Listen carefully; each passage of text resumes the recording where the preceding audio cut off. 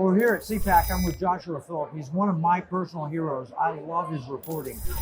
He has Crossroads of Epoch Times, and you've probably seen it. If you haven't, you should watch it.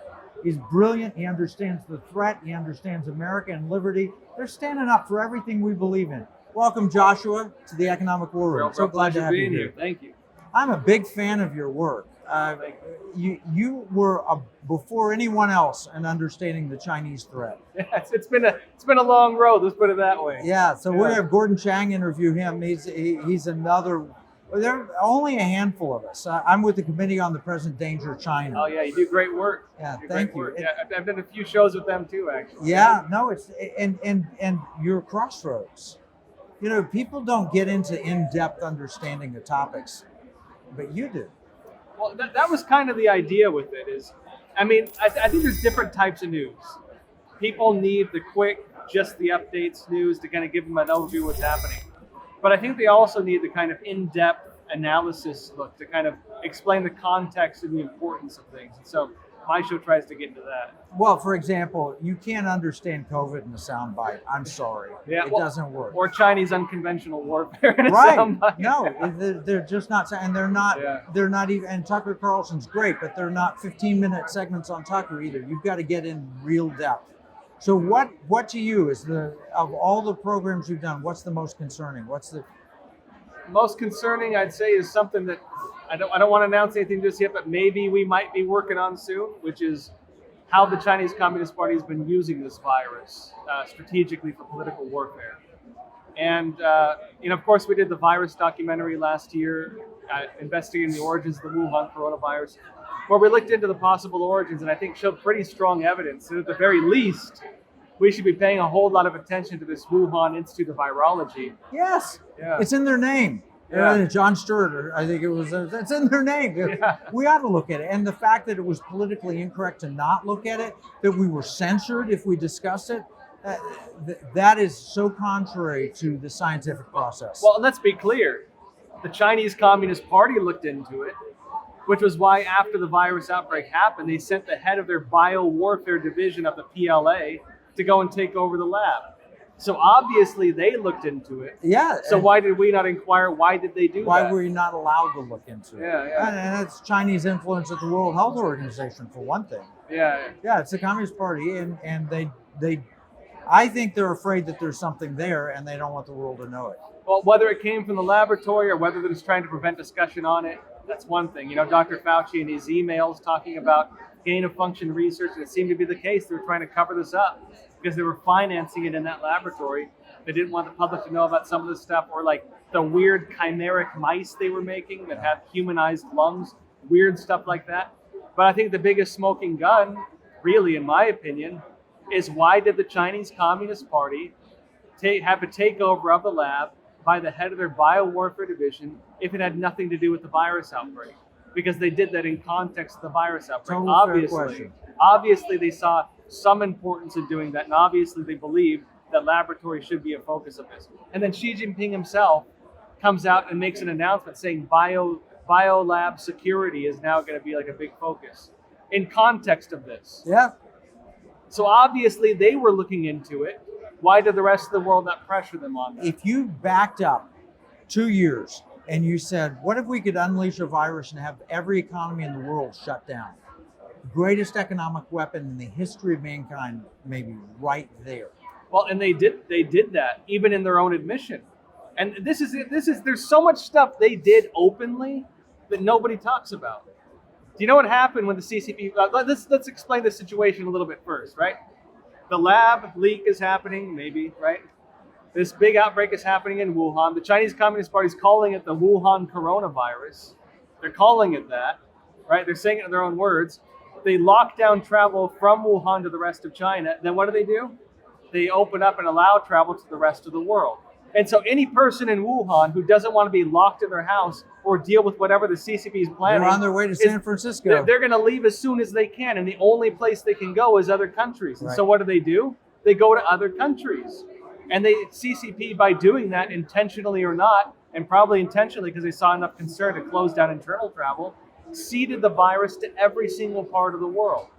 Then what do? Then they start sucking up all the personal protection equipment. That's right.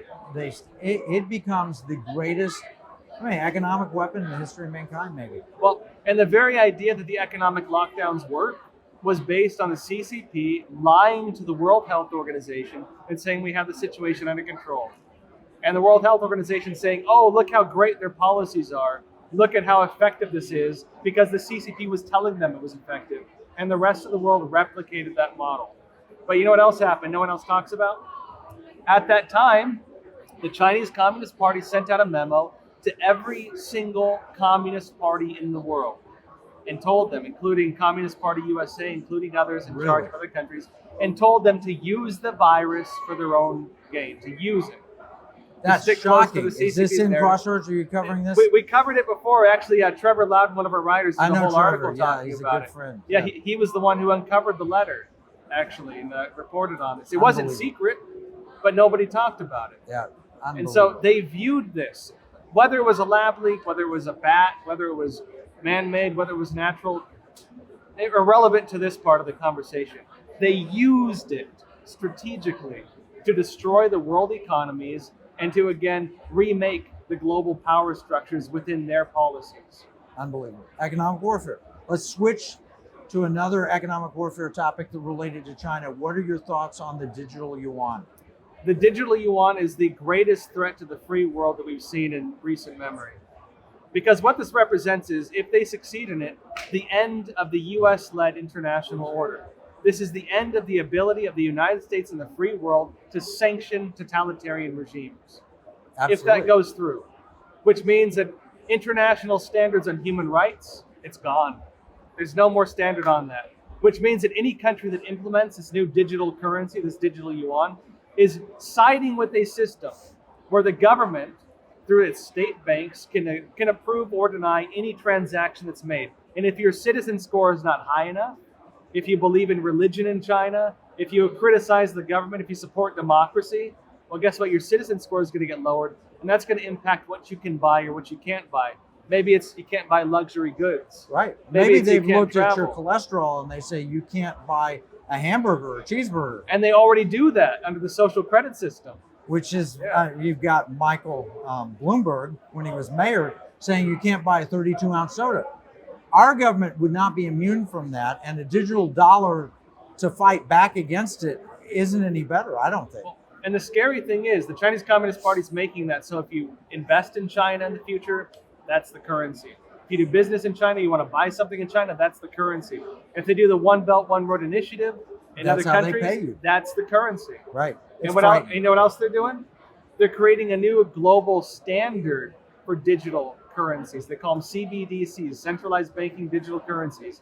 And they're encouraging central banks all around the world, including the Federal Reserve, to adopt their standards for this. So I'm going to give you a solution for this that we've been working on in the economic war. What we do is we meet in the economic war with some of the greatest economic minds, some of the greatest politicians, patriots, and we try and come up with solutions. We have one, starting from the great state of Texas. Hit me. All right, Texas leading the way again. What do you got? All right, so Texas has a bullion depository. It was founded by my state representative, Giovanni Cabriglione. He read my book, Secret Weapon. He's a friend, and he says, all right, if you've got gold, you can put it on deposit in the state of Texas, and we will hold it. I remember hearing that. Yeah. What if we add the blockchain to it and create digital gold and silver coins brought by Texas? Under the Constitution, Article 1, Section 10 says, no state shall issue currency except it be gold and silver coins. Yeah. And what if we have in our legislation complete privacy protections that you cannot unmask, you cannot follow, and then you take 10 ounces of gold, $18,000 roughly in US dollars, put it on deposit, you want to go buy a cup of coffee at the coffee shop. You use a debit card, it takes 1/1000th of an ounce out and pays for your $1.80 coffee at the coffee shop. I like the idea. The problem with it, there's two problems with gold as monetary. You can't shave a little tiny bit off gold to buy a hamburger. But if you digitize it, you can. And if you guarantee that it's guarded, audited, protected, and the state of Texas stands behind it. Second problem is, if you invest in gold now, and you go to spend it, you create a capital gain or loss with every transaction, because gold is a commodity that you've bought and it gets taxed like a commodity.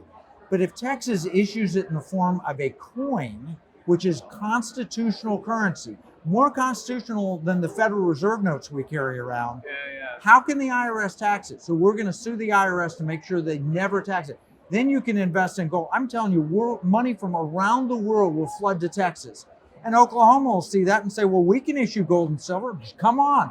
All 50 states will join us and we'll have a constitutional currency under the laws of the United States that preserves and protects and defends the Constitution. Also, it's gold and silver and it doesn't have tax implications. Well, now no taxes are my favorite taxes. And so yeah, it solves that problem. And who trusts? We know the Chinese Communist government has been painting gold bars and claiming they're gold. Oh, they were going to go back to digital yuan. Well, yeah, we all heard about their 100% purity gold they were claiming they had. That's right. Yeah, no, they've been painting. There are a lot of bars that were fake. And I'm not even sure the Federal Reserve has kept bars properly, but I believe we set the legislation up. And so what I've told Texas is you got to do like when the Constitution was founded. Constitution, they had to create 10 amendments to guarantee rights. So I want amendments to go with the Texas digital currency based on gold and silver to protect the rights of every owner of it. Well, heck, no taxes, gold currency, and doing away with the Federal Reserve.